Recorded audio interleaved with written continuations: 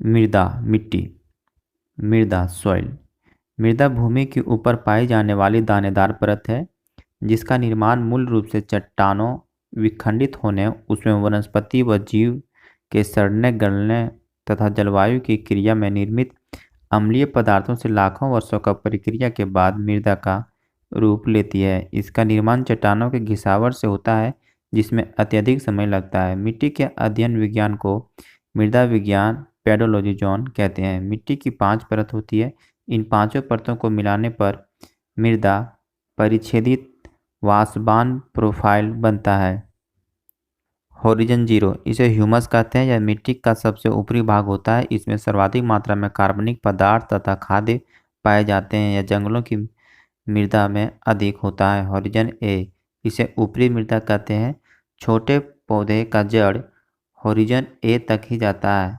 यह बहुत ही उपजाऊ होती है। इसमें कीड़े मकोड़े और चूहे रहते हैं। होरिजन बी, बड़े पेड़ पौधों के जड़ होरिजन बी तक ही जाते हैं। होरिजन सी, जो खेतों के लिए अच्छी नहीं है। होरिजन आर, यहाँ केवल पत्थर पाए जाते हैं। भूगोल के अनुसार मिट्टी के प्रकार। भूगोल के अनुसार मिट्टी को 2 भागों में बांटते हैं, स्थानवर्ध मिट्टी तथा स्थानांतरित मिट्टी। स्थानवर्ध मिट्टी वैसी मिट्टी जो अपने बनने वाले स्थान पर ही रुक जाती है, उसे स्थानवर्ध मिट्टी कहते हैं, जैसे काली, लाल, लेटराइट। स्थानांतरित मिट्टी वैसी मिट्टी जो अपने बनने वाले स्थान को छोड़कर वायु या जल के द्वारा दूसरे स्थान पर चली जाती है, उसे स्थानांतरित मिट्टी कहते हैं, जैसे जलोढ़ मिट्टी। Indian council of agriculture research ICAR, भारतीय कृषि अनुसंधान परिषद ने भारत की मिट्टी को 8 भागों में विभाजित किया है। भारत की मिट्टियाँ: पहला जलोढ़, दूसरा काली, तीसरा लाल, चौथा लैटेराइट, पांचवा पर्वतीय, छठा दलदली, सातवां मरुस्थलीय और आठवां लवणीय। भारत में सर्वाधिक जलोढ़ मिट्टी पाई जाती है। ट्रिक: जला कर लौट, ज से जलोढ़, ला से लाल, क से काली, र से रेगूर और लोट से लेटराइट। पहला जलोढ़ मिट्टी, इसे दोमट मिट्टी या कछारी मिट्टी कहते हैं।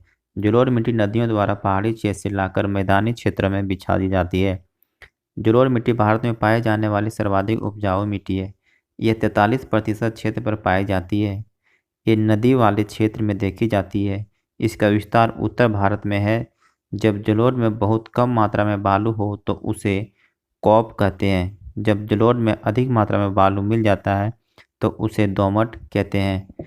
ये मिट्टी धान की खेती के लिए काफ़ी अच्छी मानी जाती है तथा साथ ही गेहूँ, मक्का, तिलहन, आलू की खेती के लिए की जाती है।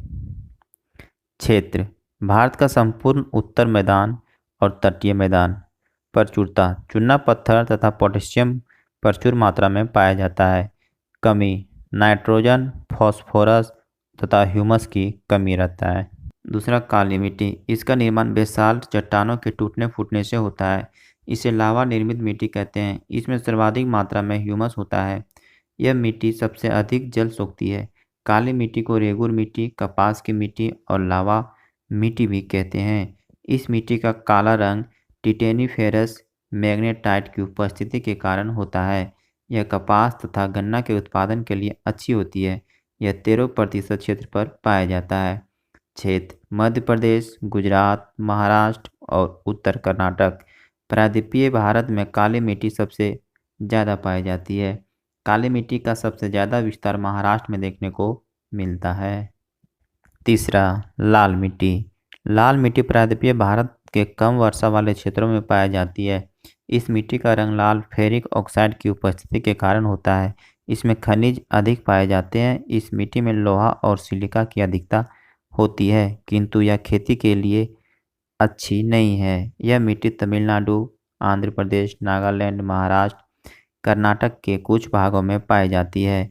सबसे ज़्यादा इसका विस्तार तमिलनाडु व आंध्र प्रदेश में देखने को मिलता है। यह मिट्टी बाजरे की खेती के लिए उपयुक्त होती है। जब लाल मिट्टी जल सोख लेती है, यानी कि जलयोजित रूप में होती है, जब यह पीली दिखाई पड़ती है।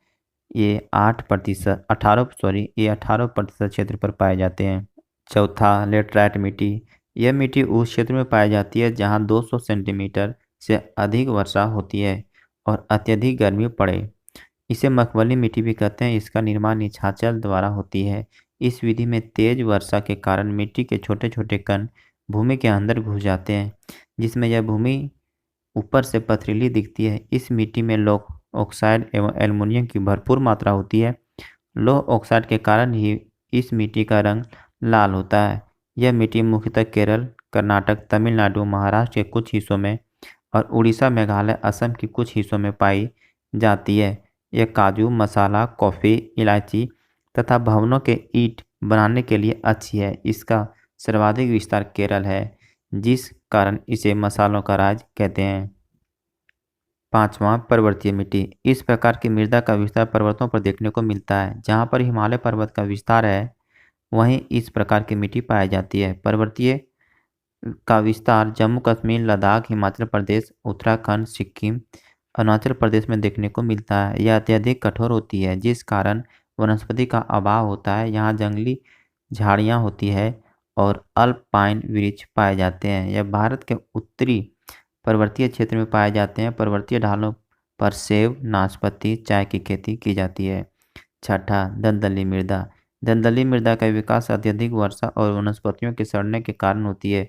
दलदली मृदा में ह्यूमस की मात्रा अधिक होती है। दलदली मृदा का विस्तार मुख्यतः केरल, उत्तराखंड और पश्चिम बंगाल के कुछ क्षेत्रों में देखने को मिलता है। सातवां, मरुस्थलीय या बलुई मिट्टी। इस प्रकार की मृदा में नमी की कमी होती है। इसकी जल सोखने की क्षमता सबसे कम है। इसका विस्तार भारत में मुख्यतः राजस्थान, गुजरात, दक्षिण पंजाब और दक्षिण हरियाणा में देखने को मिलता है। मरुस्थलीय भूमि होने के कारण यहाँ पर खाद्यान्न उगाना संभव नहीं है, पर मोटा अनाज जैसे बाजरा, ज्वार और सरसों की खेती की जा सकती है। इस मिट्टी में खजूर, नागफनी, बबूल तथा कटीले झाड़ियाँ होती है। आठवां, लवणीय मृदा। आठवां, लवणीय मृदा। जब मिट्टी की प्रकृति क्षारीय होती है और उसमें नमक की मात्रा बढ़ जाती है, तो उसे लवणीय मृदा कहते हैं। लवणीय मृदा को रेय कलर ऊसरी मिट्टी के नाम से भी जाना जाता है। भारत में इस मिट्टी का सबसे अधिक विस्तार गुजरात तक कच्छ के रण में देखने को मिलता है।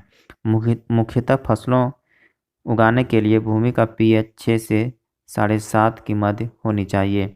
अम्लीय मृदा। यह खेती के लिए अच्छी नहीं होती है। मिट्टी में अम्लीयता को कम करने के लिए चूने का उपयोग किया जाता है। क्षारीय मृदा। यह भी खेती के लिए अच्छी नहीं होती है। मिट्टी में क्षारीयता को कम करने के लिए जिप्सम का उपयोग किया जाता है। रिमार्क: भारत नाइट्रोजन उर्वरक पर आत्मनिर्भर है। यूरिया में 46% नाइट्रोजन पाया जाता है। फॉस्फेट उर्वरक की प्राप्ति जानवरों के हड्डियों से होती है। इसकी पूर्ति के लिए सुपर फॉस्फेट का छिड़काव किया जाता है। बीज बोते समय फॉस्फेट की अत्यधिक आवश्यकता होती है। फसल: नाइट्रोजन, फॉस्फोरस और पोटेशियम 4:2:1। बीज रोपण: नाइट्रोजन, फॉस्फेट और पोटेशियम 1:2:1। नोट: भारत की सभी मृदा में नाइट्रोजन, फॉस्फेट और ह्यूमस की कमी होती है।